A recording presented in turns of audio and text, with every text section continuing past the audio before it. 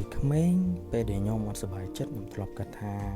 តើតែខ្ញុំមានម៉ាស៊ីនហ្គេមលុយ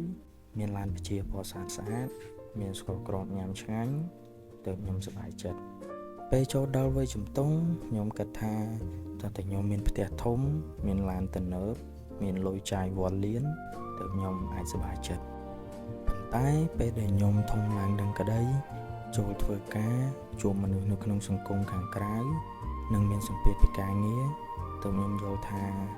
របស់ទាំងអស់នោះវាគ្រាន់តែជាមួយផ្នែកនៃជីវិតប៉ុណ្ណោះ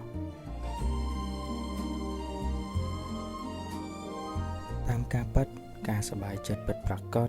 គឺជាភាពស្ងប់ស្ងាត់និងមានសន្តិភាពផ្លូវចិត្តមនុស្សគ្រប់គ្នាតែងតែមានបញ្ហានិងមានដំណោះស្រាយរៀងៗខ្លួនប៉ុន្តែអ្វីដែលសំខាន់បំផុតនោះគឺជារបៀបដែលយើងជ្រើសរើសនិងឆ្លើយតបទៅកាន់បញ្ហាទាំងនោះកាលពីមុនគឺយើងតែងតែរត់តាមសេចក្តីសុខពីពិភពខាងក្រៅរត់តាមការសរសើររត់តាមទ្រព្យសម្បត្តិដែលយើងអាចមើលឃើញនឹងភ្នែកយើងខិតខំប្រឹងប្រែងរហូតដល់ផ្លេចមើលថែចិត្តគំនិតខ្លួនឯងដែលបន្សល់ទុកត្រឹមតែភាពហត់នឿយនិងភាពទទេស្អាតនៅក្នុងទ្រូងនៅពេលដែលយើងរៀនយល់ពីជីវិតកាន់តែច្រើន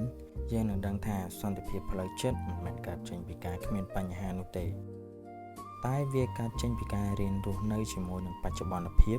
ការចេះលះបង់នឹងប្រឡែងចោលនិងការស្គាល់ពាក្យថាគ្រប់គ្រាន់និងស្កប់ស្កល់